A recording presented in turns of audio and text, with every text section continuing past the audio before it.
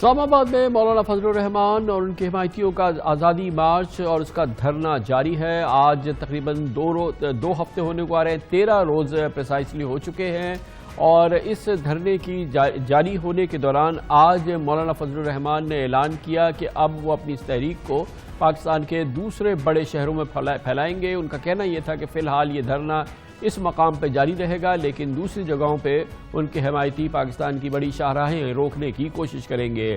آج مولانا فضل الرحمان نے یہ اعلان کنٹینر پہ کیا، جہاں پر روزانہ وہ مغرب کے بعد کسی جلسہ عام سے خطاب کرتے ہیں۔ آج بھی ان کا جلسہ ہوا جس میں انہوں نے اپنا پلان بی جاری کیا۔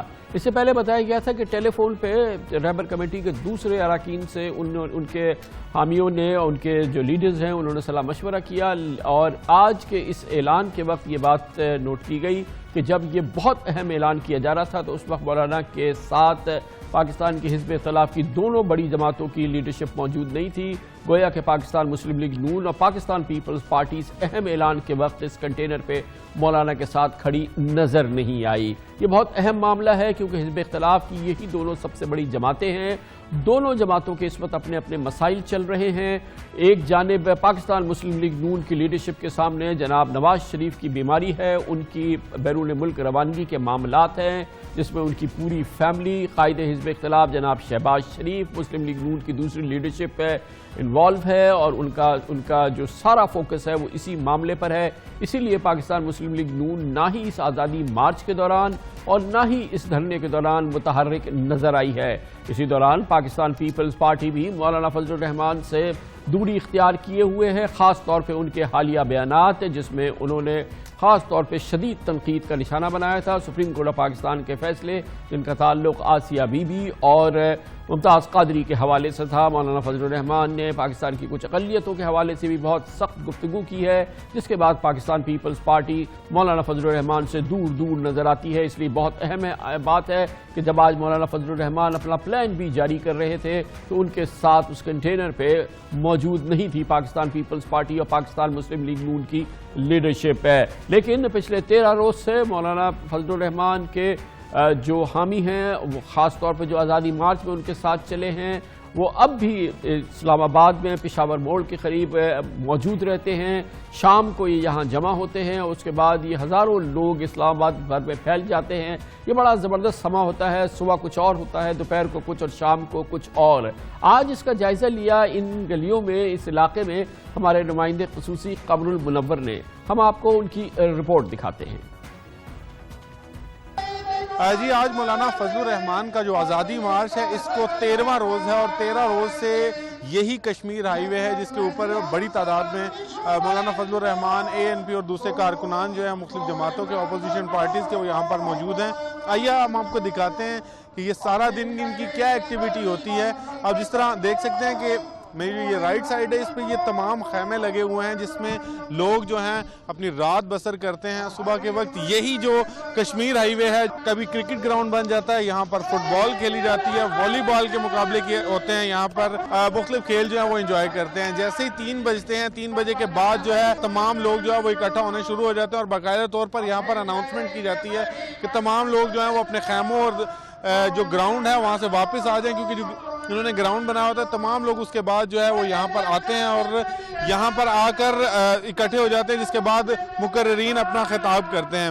یہاں پر بہت سارے لوگوں نے اپنے سٹالز لگائے ہوئے ہیں، اور یہ سٹالز جو ہیں یہ پہلے دن سے لگنا شروع ہو گئے تھے۔ آئیے ان سے جانتے ہیں کہ وہ کس طرح یہاں پر کتنے دن سے موجود ہیں اور ان کی کتنی بکری یہاں پر ہوتی ہے۔ تقریباً 9 دن ہو گیا ادھر۔ کتنا بکری ہو جاتی ہے یہاں پر؟ بس قسمت کا بات ہے بھائی، کبھی زیادہ ہے کبھی تھوڑا ہے۔ میں آپ کو یہ بھی بتاتا چلوں کہ جس جگہ پر یہاں موجود ہیں یہاں پر میٹرو اسٹیشنز جو تھے، کیونکہ میٹرو سروس جو تھی گزشتہ 13 روز سے بند ہے، تو یہ جو میٹرو اسٹیشن ہے یہی ان کے گھر ہوتے ہیں۔ اس کے علاوہ जो इंतजामिया की जानिब से इनको रोकने के लिए कंटेनर्स लगाए गए थे, इनके हसार बनाए गए इनकी सिक्योरिटी के लिए, यही इनके सोने की जगह है। जब बारिश हो जाए, दिन का वक्त हो और बारिश हो, और ये तमाम लोग जो है इन्हीं कंटेनर्स में, ये जो खैमों की एक बस्ती आबाद है, यहाँ पर ही रहते हैं। धरने के जो शुरका यहाँ पर आते हैं, उनके सारे दिन की एक्टिविटीज़ में खेल कूद भी है, खाने अपने जो खैमे हैं उनके अंदर ये खाने बनाते हैं। खाने बनाकर बाकायदा तौर पर दूसरे खैमों में मौजूद जो लोग होते हैं उनको इनवाइट किया जाता है, और वो लोग यहाँ पर आकर एक दूसरे की दावत भी करते हैं ताकि यहाँ पर एक महफिल सी बनी रहे। खाने में क्या क्या बनाया जाता है आप लोगों की जानिब से? खाने में जो वही रिवायती खाने जो होते हैं, जो हम खुद बनाते हैं, घरों में भी इधर भी वही मिलते हैं। क्या मुश्किलात होती हैं यहाँ पर रहने में? इतने दिनों से आप यहाँ पर रह रहे हैं, तो क्या मुश्किलात होती हैं? पहले दिनों में हमें बहुत मुश्किलात थी यहाँ पे, क्योंकि पानी का बंदोबस्त नहीं था, बिजली का बंदोबस्त नहीं था। लेकिन अपनी मदद आप जो आप देख रहे हैं, टैंकी लगी हुई है, ये पानी की सप्लाई जो हो रही है, ये सारे अपनी मदद आप हम कर रहे हैं। कितने दिन मजीद रुकना पड़ा तो यहाँ रुकेंगे? जितने दिन हम मौलाना फजल रहमान गए उधर रुकेंगे।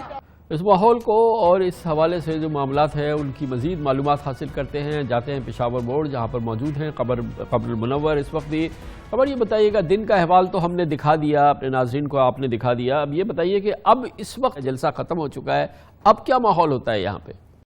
जी कामरान साहब, जब मौलाना फजलुर रहमान का हतमी खिताब यहाँ पर होता है, उसके बाद तमाम यहाँ पर अनाउंसमेंट होती है, जो खाने का बंदोबस्त किया जा रहा है। इस वक्त जो है तमाम लोगों को खाना सर्व किया जा रहा है रात का, और लोग जो हैं जिस जगह पर मौजूद है, ख़ास तौर पर जो लोग सूबाई से दूर हैं, उनको कहा यह जाता है कि वो मुख्तलिफ जगहों पर टोलियों की सूरत में बैठते हैं और वहाँ पर उनको खाना सर्व किया जाता है। और यही सिलसिला जो है ये काफ़ी देर तक चलता रहता है, और 11 बजे के करीब जो है वो दोबारा यहाँ से स्टेज पर अनाउंसमेंट होती है कि अब स्टेज से कोई ऐलान नहीं होगा। इस वजह से आप तमाम अपने अपने खैमों में कंटेनर्स और जो मेट्रो स्टेशन की जगह हैं वहाँ पर चले जाए, तो लोग वहाँ पर जाकर आराम करते हैं, और अल्लाह सुबह नमाज के वक्त जो है दोबारा उठकर उसी रूटीन के साथ यहाँ पर आ जाते हैं, और ये वही सिलसिला सारा दिन चलता रहता है। लेकिन आज भी हमने देखा, आज अहम इजलास की अहम खिताब किया, ऐलान किया मौलाना फजलुर रहमान ने प्लान बी के बारे में।